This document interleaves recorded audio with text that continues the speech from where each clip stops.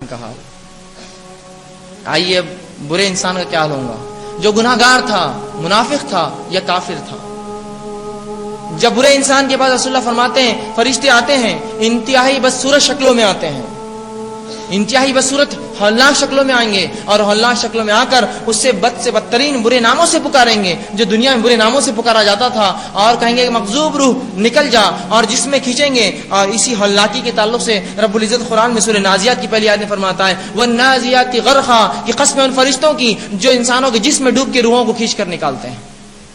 غوطے لگانے والے فرشتوں کی جو روح کو کھینچ کر نکالتے ہیں۔ تو رسول اللہ قرآن فرما رہا ہے کہ ان لوگوں کو فرشتے جب آئیں گے ان کی روحیں اندر گھسیں گی، چونکہ بدبودار یہ لباس لے کر آیا جائیں گا، کفن اس کے لیے جس کی انتہائی بدبودار جو ہے حالات ہوں گی، اور یہ فرشتے ہولناک صورتوں میں آئیں گے اور کہیں گے مغزور نکل، اس کی روح جسم میں گھسیں گی، فرشتے غوطے لگا لگا کر اس کی روح کو جسم سے نکالیں گے، وہ تکلیف اور طلب کے ساتھ اس کی روح باہر آئیں گے، اس لیے کہ اسے جو ہے جہنم کی خوشخبری دے دی جائیں گی، جہنم کی خبر دے دی جائیں گی تیرا مقام ہوا ہے، وہ نکلنا نہ چاہیں گی اور جسم میں گھسیں گی، اس کو پکڑ کر اور فرشتے کھینچ کر باہر نکالیں گے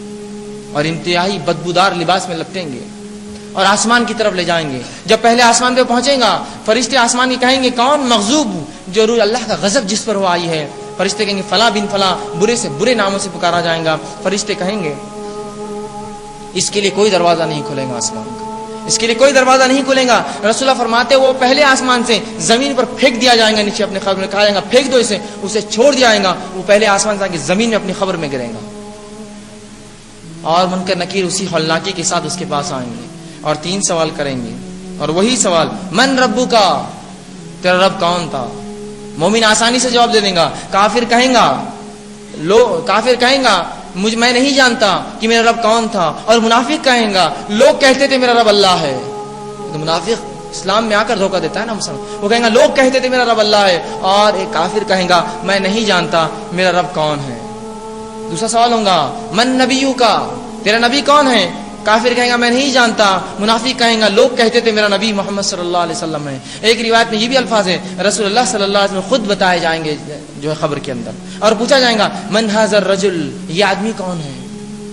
مومن پہچان لیں گا اور گواہی دیں گا اشہد ان محمدن عبدہ، میں گواہی دیتا ہوں کہ محمد جو اللہ کی جو ہے بندے اور اس کے رسول ہیں۔ تو چہرے بتانے کا یا رسول اللہ کے بتانے کے تعلق سے بھی تذکرہ حدیث میں آتا ہے، اس کو بتایا جائے گا، وہ کہیں گا لوگ کہتے تھے محمد صلی اللہ علیہ وسلم میرا نبی ہے، اور اس طرح سے وہ تینوں سوالات کے جواب نہیں دے پائیں گا، اور اس کے بعد ایک کھڑکی کھولی جائیں گی جس میں جنت بتائی جائیں گی، کہا جائے گا یہ وہ چیز ہے جس سے تو محروم رہا، یہ وہ چیز ہے جس سے تو محروم رہا، اور پھر جہنم کی کھڑکی اور دروازہ کھولا جائے گا اور اسے اس کا مقام بتایا جائے گا، یہ وہ ہے جو تجھے ملے گا۔ وہ کہیں گا اللہ قیامت تو کبھی قائم نہ کر، قیامت تو کبھی قائم نہ کر، چونکہ وہ ڈرے گا تو وہ کہیں گے اللہ قیامت تو کبھی قائم نہ کر، کبھی واقع نہ کر، اور اس کے بعد وہ التجا تو کریں گا موت کی وجہ، جس کا تفصیلات آ چکی ہے۔ اس کے بعد جو ہے اسے ایک آنکھ کے بستر پہ لٹا دیا جائے گا اور وہ شدید تکلیف میں ہوں گا، اور رسول اللہ فرماتے ہیں پھر ایک انتہائی گھٹیا شکل میں بدترین صورت میں ایک شخص آئے گا، وہ پوچھیں گا ہے افسوس تجھ پر، تو کون ہے؟ وہ کہیں گا میں تیرے برے